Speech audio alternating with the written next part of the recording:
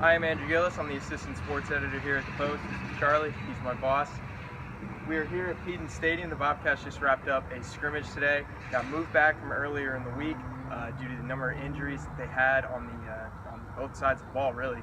But really physical practice. I think Coach Solich he told us that at the end of practice. Very hot day, but I think Dorian Brown. I guess he's a good leading off point. He was the most physical back today.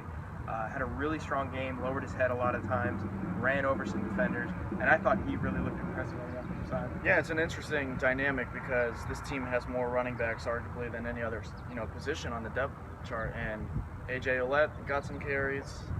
Obviously you have Poppy White, who's dynamic, but Dorian Brown putting his head down, more of a power runner.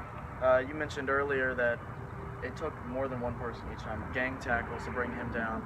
Does that get him more into the game? I guess the other big talking point, Greg Windham came in. He did well. I mean, there's no complaints. Didn't look like they're missing anything, even though J.D. Sprague did lead the team. And I think, Greg Windham, if you were here in practice, you saw exactly what you would expect to see from Greg Windham. He's not going to wow you. He's not going to make any tight throws. He's not going to show you any NFL-type throws, but he has a cannon of an arm, and he was missing Sebastian Smith, probably the biggest offensive weapon on the team this year. So Greg Windham really is going to be the focal point of the Bobcats this year, because if he cannot turn the ball over, you would think that with their running attack, with their skill of wide receivers, Windham has to let loose a couple, and he can do it. Do you think throw it 50 is he just going to manage the game then? Is that what his? I don't want to call him a game manager, but I think that managing the game is probably what he's going to do. If he's a game manager, you would think of these quarterbacks who really can't throw the ball that well.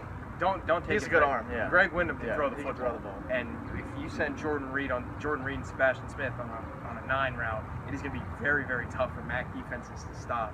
And Greg Windham with that power arm, he's worked with the team all throughout spring, all throughout fall camp. He's worked at the ones.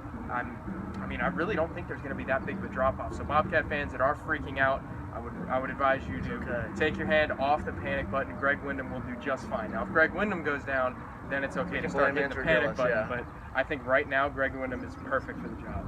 We'll follow more of our coverage, The Post. We got a new website, thepostathens.com.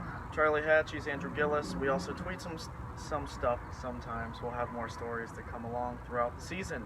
Take care.